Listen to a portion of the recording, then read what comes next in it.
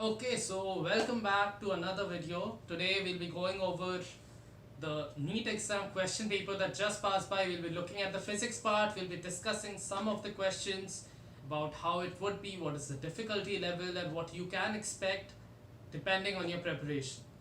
So let's not waste any time, let's get started. So I have with me the set E2 here. If you have any other set, you can just refer to the questions correspondingly and check it out. So it starts from number 46. So the first question is light with an average flux of 20 watt per centimeter square. The surface area is given 20 centimeters square and the time is given 1 minute. You have to find the energy received by the surface. Direct formula, just multiply the flux with the time and the area, just multiply the all three and you'll get the answer. Just direct multiplication, 20 into 20 into 1 minute, break it down into seconds, so 60 seconds. So you should be getting 24. So option number 3. Next sum, transistor action. Which of the following statement is correct? Base emitter collector. It's about the doping of the different junctions. This is again direct theory. If you've read your book, if you've read your text, you know it's directly option number 4. That the base region is thin and very lightly doped. Emitter is highly doped. Collector is also highly doped. Base is thin and lightly doped. Next is which of the following, this is a resistivity versus temperature graph for copper. Directly from your NCERT, the graph number 1 is there in your NCERT book. Gone through the parts, you should be able to answer this. Next, in a certain region of space with volume 0.2 meter cube, electric potential is 5 volt throughout. Okay. So this, some people might get a bit confused because there's no direct relation between potential and volume. You have a relation with potential and distance, not with potential and volume. So the key word in this is the word throughout. It says that it's the same potential 5 volt throughout the region. That means that the potential is constant, hence electric field is 0. So the correct option is 0. Next is the logic circuit. This you just need to test out each of the options. If you test them out, if you look at option 1, you have two NOT gates one after the other. After that you have NOR gate, so NOR gate with a NOT before it. So if you go through them, just put the values in and test them out and you'll be getting option number 1. Next up, a 40 microfarad capacitor connected to 200 volt 50 hertz supply, RMS value. So the RMS voltage is given 200 volt. To find IRMS, it's just VRMS divided by the impedance. In this case, you just have a capacitor, so the impedance is 1 by omega c or 1 by 2 pi fc. Put the values. This is a a formula type question. Put the formula in, you should be able to get the answer. Cylinder contains hydrogen gas at pressure 249 kilopascals, temperature 27. Okay, this is again formula based. You know the relation between pressure and density. P is equal to rho RT. Since in hydrogen the molecular mass is 1 gram, so you'll have P equal to rho RT and you'll get the corresponding answer, which is in this case is option number 2. Next up, taking into account significant figures. So you just need to, since the first you have 9.99 minus 0.099. Now the minimum number of significant figures is in 9.99. So your final answer should have only that number of significant figures. So your correct option is option number 2, 9.98. Next up, mean free path with molecular diameter. Okay, this is a direct formula. There's not even a sum here. This, if you know the formula, you just put it in. You don't even need to put in any values. It's option number B, option number 2, 1 by root 2 n pi d square. This is a direct formula. Number 55, iron rod of susceptibility 599, subjected to magnetizing field 1200 ampere per meter, permeability. So first you need to find the relative permeability, which mu r is 1 plus susceptibility. So in this case 1 plus 599 is 600. Once you have the relative permeability, you multiply it with permeability of free space, the value is given and you'll get the corresponding answer, which would come to be option number 1. Okay. Once again, formula based, this is a two-step formula. First find one value, second put it in the next formula and you have it. Next, number 56. Electric dipole moment is given, electric potential due to dipole at a distance. Formula, 1 by 4 pi epsilon naught p cos theta by r square, that is the potential formula. Cos theta is given 60 degree to you, so it's even simpler for you. You have cos 60 is half. Put the formulas p, cos theta, r, everything in and calculate it. You'll be getting it as 200 volts. Again, formula based. 57th, body weighs 72 Newton on the surface of the earth. What is gravitational force on it at a height equal to half the radius of the earth? So here a lot of students can make a mistake, because here if you try it with the direct formula which you have practiced, that is g dash is equal to g1 minus 2h by r, you would be getting g value as 0, g dash value as 0. Now that formula we use as an approximation when h is much smaller than r. Since h is comparable to r, you have to use the formula g dash is equal to g by 1 plus h by r whole square. You put that value in, then you would get the answer as 32 Newton, option number 2. So be careful which formula you use. Next, the solids which have the negative temperature coefficient of resistance are, this is just basic theory, this is a factual thing, you know semiconductors, because as you increase the temperature, their resistivity actually goes down, their conductivity goes up. Light of frequency 1.5 times the threshold frequency is incident on a photosensitive material. What will be if it is frequency is halved and intensity doubled? So intensity doubled, we don't need to look at it, we just look at frequency is halved, because if you halve the frequency from 1.5, you come to 0.75. Now 0.75 times of the threshold frequency is less than the threshold frequency, and if you supply anything less than that, no electrons are going to come out, there would be no photocurrent, so the photocurrent would be 0. Don't need to calculate anything, just theory. Next, a series LC circuit connected to an AC voltage source. L is removed from the circuit, phase difference pi by 3, C is removed, still phase difference pi by 3, power factor. So since by removing L and C both, you get the same phase angle, so that tells you the inductive reactance and the capacitive reactance are same. So when you combine all three, they both cancel each other out and you only have the effect of the final resistance. So this is almost like in a case of resonance. So in that case, your phase angle for all three would be 0 degree and the power factor cos of 0 degree would be 1. The next one, question number 61. A spherical conductor of radius 10 centimeter has a charge of 3.2 into 10 to the power minus 7 distributed uniformly. Magnitude of electric field at a point 15 centimeter from the surface. The first point 10 centimeter, you're not going to need it, because since you're measuring at 15 centimeter from the center of the sphere, you're doing it outside the sphere, so you treat the entire charge as being a point charge and then just 1 by 4 pi epsilon naught q by r square. You will be getting option number 2 as the correct answer.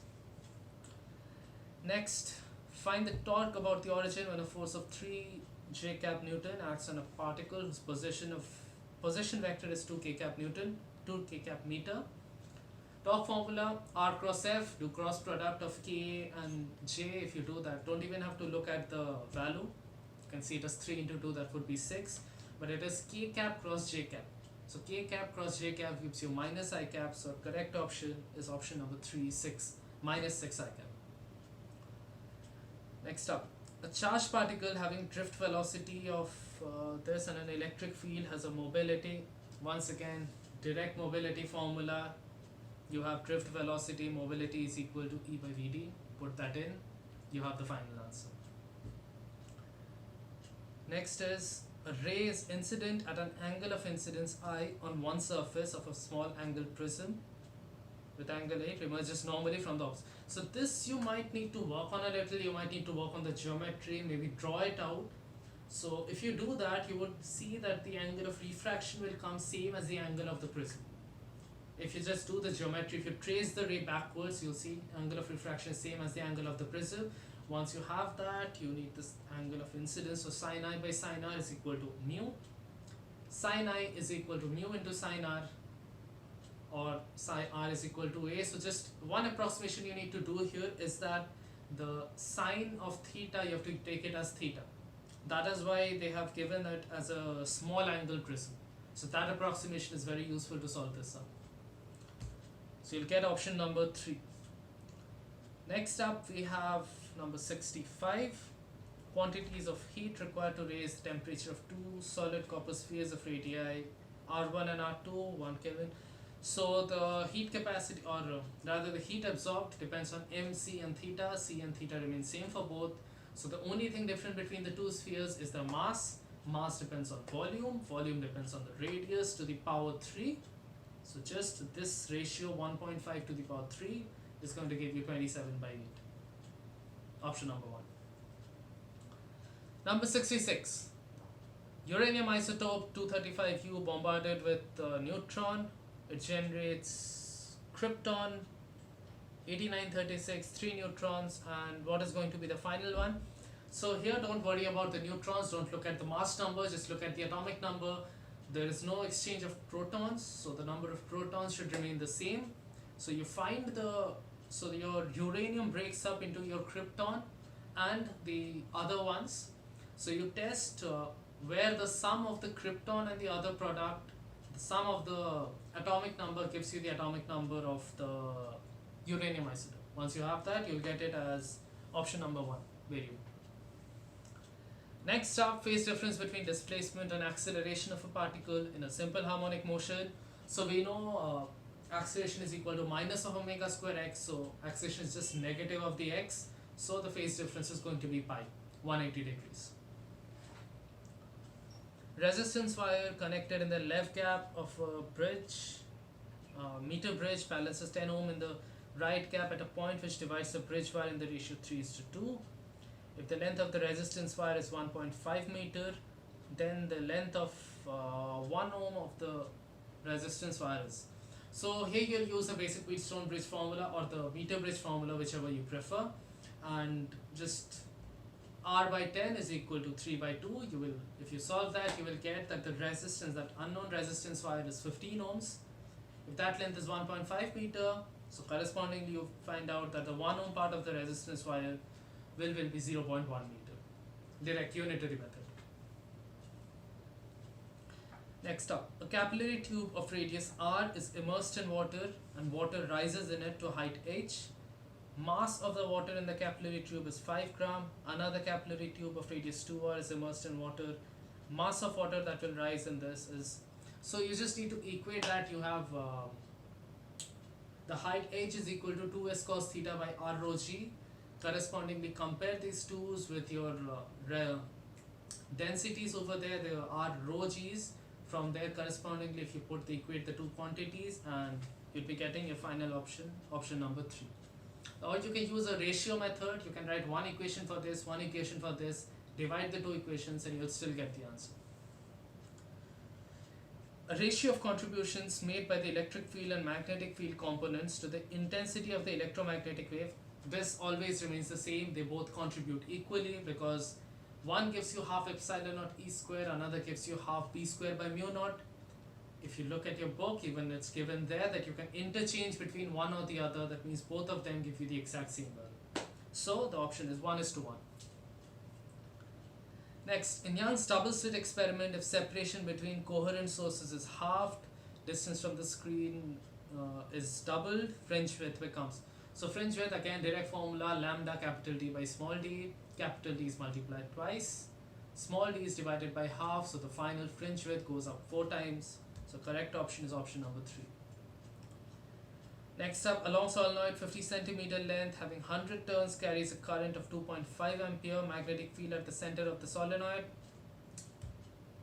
You will just have mu naught Ni, but here the N is number of turns per unit length. That is not provided to you, rather the total number of turns is provided and the total length is provided. So you can find the turns per unit length. After that, put it in mu naught Ni formula and you have the answer. You'll get option number 1. Next, a ball is thrown vertically downward with a velocity of 20 meters per second from the top of a tower. It hits the ground after some time with a velocity of 80 meters per second, height of the tower is. So Newton's equations of motion, v square equal to u square plus 2gh. Your g is given, your h is, I think your h is given. Did I read it right? No, sorry, you need to find your h. Your v is given, u is given, g is given, find your h. If you just solve the calculations, you would get option number 4. Next, which of the following Bohr model is not valid? Hydrogen, singly ionized. So Bohr model is not valid for cases where it is a multi-electron atom. So you need to find a system where the number of electrons is more than one. In a hydrogen atom, you know number of the electron, there's only one electron. In a deuteron also, there may be there may be one neutron, one proton, but there's also a single electron. Singly ionized helium atom is also helium had two electrons in its outermost shell. You ionize it once, so one electron remains. So incorrect one, so the one where Bohr model won't work is your singly ionized neon, because neon has a many more number of electrons in there. So a lot of different factors come in, shielding effect and this, and Bohr model does not remain valid. Next, the average thermal energy for a monoatomic gas. Now, this is just straight up. Anyone who has tried kinetic theory of gases knows it's 3 by 2 kT. Monoatomic is 3 by 2, diatomic is 5 by 2.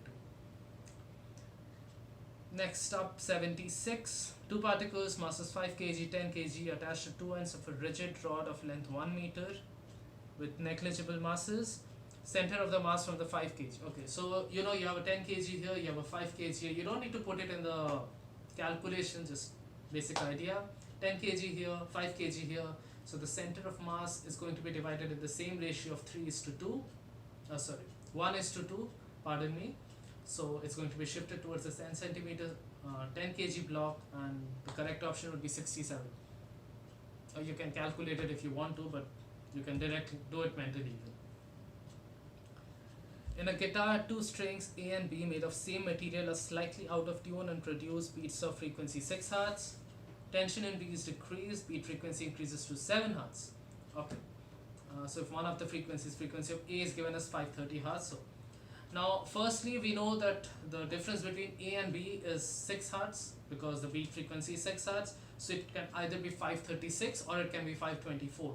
How do we choose one or the other? It says that when I'm decreasing the tension in B, the beat frequency is increasing. That when I'm decreasing the tension of B, I'm reducing the tension of B. I'm reducing the frequency of B. So that means if I reduce the frequency of B, the beat frequency increases. That means B is obviously lower than A. So we'll take the lower option, that is 524 Hz. Next, 78. We only have a few more questions to go. So two cylinders A and B equal capacity connected to each other via stopcock. A contains an ideal gas at standard temperature pressure. B is completely evacuated. Entire system thermally insulated. So if you remove it, what process is this? This is going to be an adiabatic process. Because other processes, isothermal, isochoric, isobaric, so on, these you kind of expect it to happen in a more slow processes. But adiabatic process would be always the preferred choice whenever it's a quick process. Now you have a vacuum here, you have a tightly sealed gas here, it's going to rush into the other one. So it's going to be a pretty fast process. Obviously, you go for an adiabatic process. Next up, capacitance. Parallel plate capacitor is 6 microfarad. You put a dielectric in, it becomes 30 microfarad. So permittivity of the medium. So once you do that, you know that the capacitance goes up on the introduction of a dielectric by a factor of the dielectric constant. So you can find it 30 by 6, the dielectric constant is going to be 5. The permittivity of free, so the final permittivity is the dielectric constant multiplied with the permittivity of free space. Found that as 5. The other one is given to you, so you put the values in, calculate, and you would get option number 3. Next, an electron is accelerated from rest through potential of V volt. De Broglie wavelength of the electron is come. So this is a direct sum. Not just is it a direct sum from a direct formula. Even the values itself tell you what formula to use. So there is a formula of De Broglie wavelength that lambda is equal to 12.27 by root V. Put that in there. You have your answer. Either 12.27 and this would cancel each other out. Number 81. A wire of length L, area of cross section A is hanging from a fixed support. Length of the wire changes to L1, then mass is suspended. Okay, so here again, you just need to find the strain. Finding the strain is simple, L1 minus L by L. You just need to find the strain, and once you have it, put that in your Young's modulus. The stress is already given, mg by A. Put that in and you have your final answer. Option number 4. Brewster's angle for an interface should be, okay, so this is a slightly trickier sum. This might be the trickiest sum I've seen on this paper so far. So here you may think that I can have Brewster's angle at any angle, like except IB is equal to 90 degree, I can have it at any angle. So, but that won't be true because of that Brewster's angle formula that you have, tan IB should be equal to N. Now tan IB from certain point is, it cannot be less than 30 degree. It has to be between 30 degree and 45 degree. Sorry, it should be between 45 degree and 90 degree, pardon me. Because from 1 degree to 45 degree, tan theta value is less than 1. Now refractive index is generally, or in most cases which we consider here, refractive index cannot be less than 1. So theta values from 1 to 45 we cannot consider because that gives my tan value as less than 1. So the option remains 45 to 90. Again, the 90 we do not take because 90 takes it to infinity, which we can't have. Next up, two bodies, 4 kg. The Newton's, next is the Newton's laws of motion, 4 kg, 6 kg. This, if you have practiced, you should be knowing this direct formula. You shouldn't calculate it. M1 minus M2 by M1 plus M2 into G. Put the values in, you get G by 2 as the answer. Sorry, G by 5 as the answer. Next, dimensions of stress. So stress is mainly force by area. Force is mLT minus 2. Area is divided by L2. So ml minus 1, T minus 2. Option number 4. Next, a screw gauge has least count of 0.01 millimeter and there are 50 divisions in the circular scale. So pitch of it. So this is directly, there's a formula for this. In case you don't know, then you could have used this or you can use your own logic. Formula is just least count multiplied with the number of divisions. That's your screw pitch. So that gives you 0.5 millimeters. Number 86. The energy required to break one bond in DNA is 10 to the power minus 20 joule. The value in electron volt is, so this is just a unit conversion from joule to electron volt. 1 joule, 1 electron volt is 1.6 into 10 to the power minus 19 joules. Just use your conversion factor in there and you would get the answer. Next, color code of a resistance is given: yellow, violet, brown and gold. So yellow is, if I'm not wrong, yellow is 4, violet is 7, brown gives you the 10 to the power, brown value is 1, so 10 to the power 1, so that gives me 470 ohm. And gold is your tolerance level, so gold, silver and no color, gold is 5%, so you have 470 ohm at 5%. Next, assume that light of wavelength 600 nanometer is coming from a star. Limit of resolution of telescope whose objective has a diameter of 2 meter is, so here you use the formula for resolving power, 1.22 lambda by A, 1.22 into the lambda wavelength is given and the aperture diameter is given to you. Put those in, you have your answer. The increase in the width of depletion region in PN junction is due to, now this is direct formula, you know it, the width increases in reverse bias, decreases in forward bias. So you have option number 2, reverse bias only. Energy equivalent of 0.5 gram of a substance is, so probably the most famous equation in science, E is equal to mc square. M is given to you, remember it's in gram, so use your proper 10 to the power, so that gives you 10 to the power minus 3, and you have 3 into 10 to the power 8 whole square. So calculate it, you have a 9 here and a 10 to the power 16. Remove the, cancel sum of the 10 to the powers and you will have your final answer as 4.5 into 10 to the power 30 joules. So that's it, that's the full physics paper discussed. Some of the questions which I feel require a bit more discussion, I'll be taking them up in my upcoming videos. But now giving an overall view about this paper, I would say that it's a balanced paper, maybe a bit on the easier side as compared to some of the other papers I have seen. Some questions are directly from NCERT. If you have done your theory, if you have read your book well, you know the formulas, you should be getting 60-70% of the questions by default. Some questions require a little thinking, but still gettable if your preparation is good, if you have practiced well. I'd say 10%, maybe 2 or 3 sums I would say here that would require a little advanced thinking, little critical thinking, but not something that you should not be getting if you have done well. So hopefully you people have performed to the best of your abilities. In case you still have any doubts, leave them down in the comment section down below and I will take up those specific sums and explain them in detail in my next video. Thank you so much for watching this. All the best. I know your exams are over, you don't want to study, that's fine. But if you still have doubts, let me know, and I'll see you again in the next video. Like, comment, and subscribe to our YouTube channel Mathify for your daily dose of math and physics.